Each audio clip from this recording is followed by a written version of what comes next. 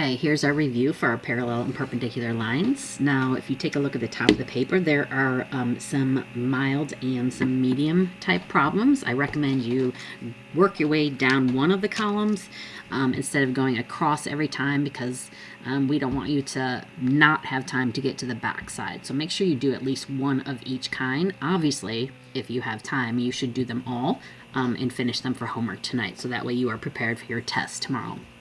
So the first one says to write the equation of a line that passes through the point 4, 5, and is parallel to the equation graph below. So we want something that's parallel.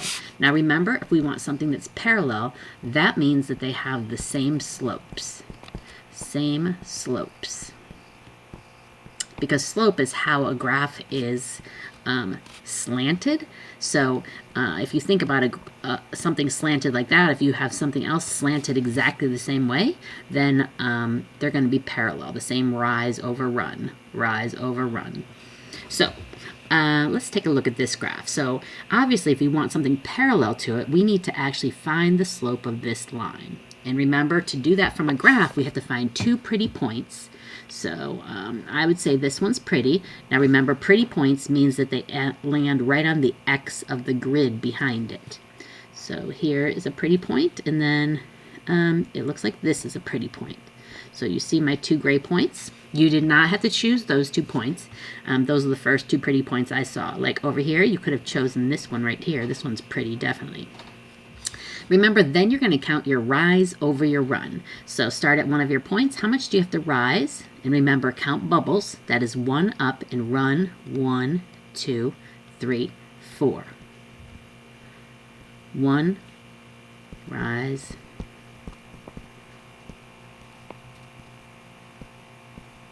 1. Oh my gosh. Over run is 4. So my slope is going to be 1 over 4. Always check your positive and negative. This is definitely an uphill, so it's going to have a positive slope, because that's one of the big mistakes, to mess up your slope and lose a negative. So this is uphill. Anything uphill is always going to end up a positive slope of 1/4. Now, after we get our slope, the other piece of information they gave us was that it goes through this point. 4, 5. So that means over 4 and up 5. So that means the line we want goes through this point. So we want something parallel that goes through that point. So it's going to be going in this direction. Now remember, we can use Desmos for this.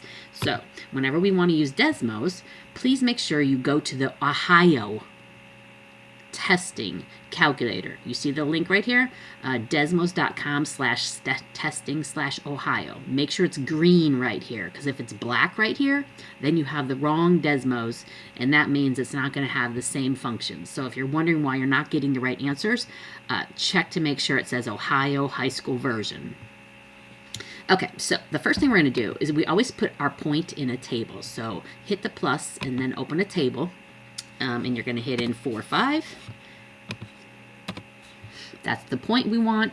And then remember, we're going to put our cheat code in here. Yes, you need it memorized. Our cheat code is Y 1 tilde M X 1 plus B.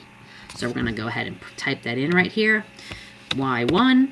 And if you just hit a Y and a 1, it'll drop it down low like that. Tilde, you need the shift, and it's up in the top left-hand corner of your keyboard.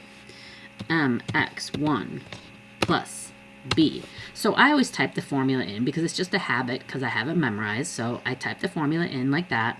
And then, since I know that my slope, my M, is 1/4, I'm going to go ahead and right here where this M is, I'm going to put 1/4 in instead. So right here, I'm going to put 1/4 because I want a line that's parallel to the one I see. And remember, you do 1 and the slash and the 4th, and it'll make a fraction. So after I put my 1/4 in, I'm going to then get my B. So I'm going to go ahead and write my B down. My B equals 4. Shows up right down here. Remember, if you get a danger sign right here, and no line graphs, and that means that you typed this wrong. So make sure you have a table in first with these baby ones by your X and Y, and then your baby ones in your formula down here. Remember, we don't put anything in for B because that's actually what we don't know. So that's how we get the b down here. Okay, I have all the information I need now to make an equation. So since I have my m and my b, I could write my equation y equals mx plus b, and I can plug in my m and my b. So I write y equals mx plus b, and I'm going to plug in my m and my b.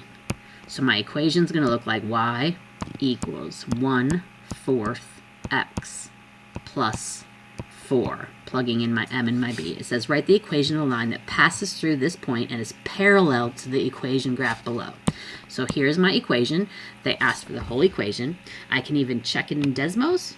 So I could come down here and type it underneath here. Y equals 1/4 x, make sure the x is not at the bottom of the fraction, plus 4, and